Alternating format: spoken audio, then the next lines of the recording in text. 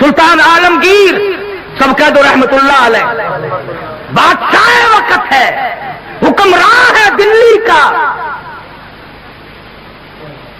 در خیبر سے لے کر چاٹاگاؤں کی پہاڑیوں تک سلطان عالمگیر کی بادشاہت ہے، مگر دیندار اتنا ہے، توجہ کرنا، بادشاہ عالمگیر کو مدنی کریم صلی اللہ علیہ وسلم کی 5000 حدیثیں زبانی یاد تھی، بادشاہ کو 5000 حدیث شریف زبانی یاد تھی، اور آج کل کی ہائی تعلیم کے بارے میں تمہیں بتاؤں، کتنے سالوں کی بات ہے، عام خاص باغ میں جلسہ ملتان میں ایک وزیر آیا، تقریر کرنے سے پہلے کہنے لگا پڑھو درود شریف لا الہ الا اللہ محمد الرسول اللہ۔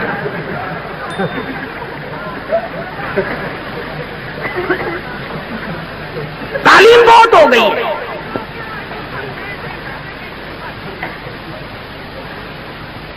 عالمگیر بادشاہ نے 40 علماء بٹھا رکھے تھے جو فتویٰ لکھتے تھے، رات کو فتوے سنا کرتا تھا اور اشکال پیدا کرتا تھا۔ ملا جیون رحمت اللہ علیہ عالمگیر کا استاد ہے، انتقال کر گیا، میں نے اور آپ نے بھی مر جانا ہے، فوت ہونے سے پہلے وصیت نامہ لکھ دیا، فرماتے ہیں میری نماز جنازہ وہ آدمی پڑھائے جس کی تمام عمر میں جب سے ہوش و حواس سنبھالا ہے اس کی ایک دن بھی سفر میں، حضر میں، دکھ میں، درد میں، بیماری میں کبھی بھی کسی حال میں بھی تہجد کی نماز قضا نہ ہوئی ہو۔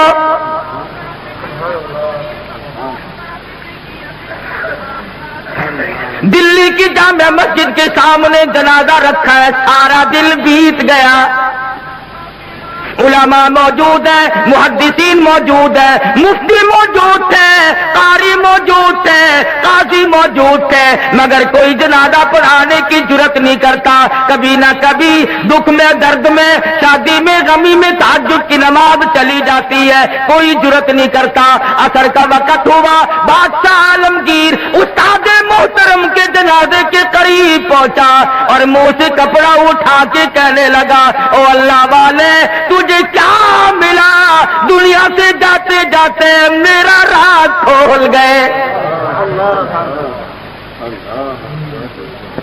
میں سمجھتا ہوں، جانتا ہوں کس کے بارے میں لکھ کے گئے ہو، کسے حکم دے کے گئے ہو، مگر اے اللہ والے یہ تو بتا، میری تمنا تھی، میری آرزو تھی کہ تیرے سوا، میرے رب کے سوا کوئی نہ جانے میں کیسا ہوں۔ والذین یبیتون لربہم سجدا وقیاما، وہ لوگ کتنے کامیاب ہیں جن کی راتیں سجدوں اور قیام میں بیت جاتی ہے۔ امن ہوا قانت آناء اللیل،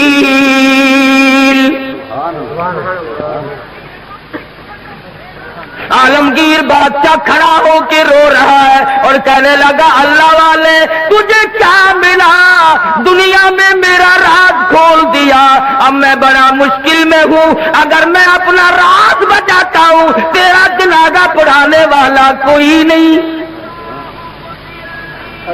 تیرا جنازہ پڑھاتا ہوں تو میرا راز نہیں بچتا، اللہ والے میں مصیبت میں آ گیا ہوں، میری تو بڑی تمنا تھی میرے رب کے سوا کوئی نہ جانتا میں کیسا ہوں۔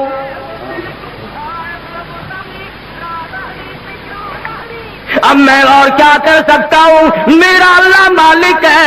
کھڑے ہو کر کے فرمانے لگے او لوگوں صف درست کرو، میں فقیر جنازہ پڑھاؤں گا۔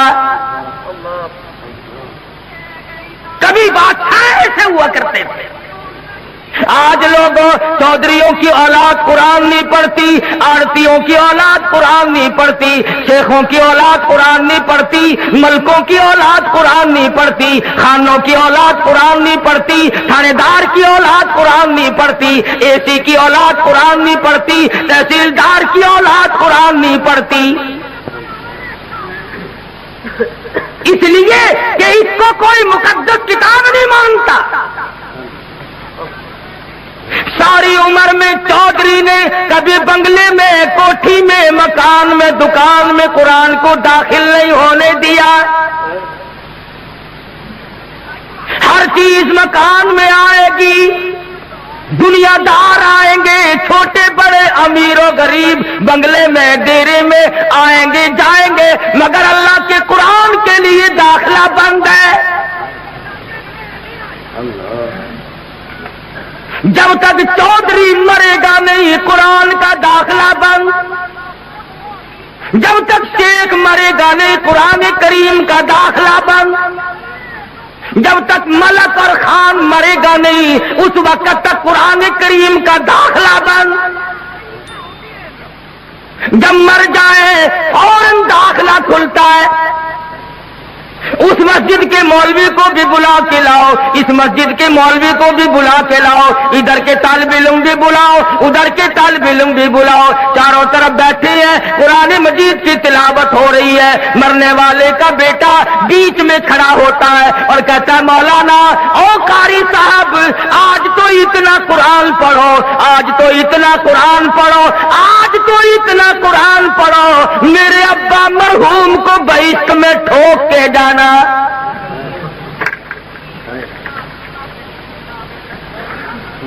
داخلہ کو ملنا نہیں، ٹھوکنا ہی پڑے گا.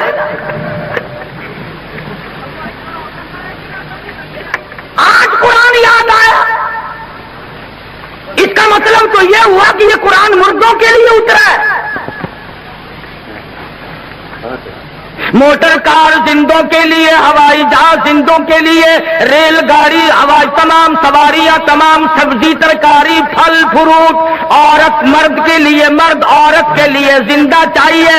اور لوگوں انصاف کرو، ہر چیز زندوں کے لیے، خدا کا قرآن مردوں کے لیے.